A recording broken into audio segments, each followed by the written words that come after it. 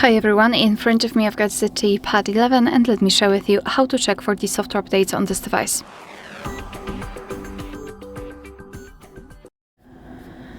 So first of all, make sure that you've got the internet connection because it is required, and then we can open the settings.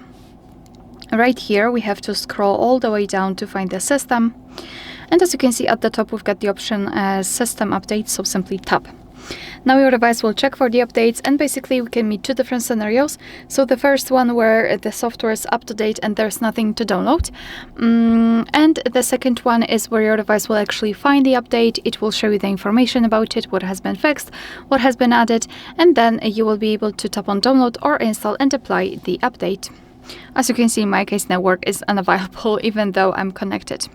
But basically this is what you can check here. Alright, so that will be all. Thank you so much for watching. Please hit the subscribe button and leave the thumbs up.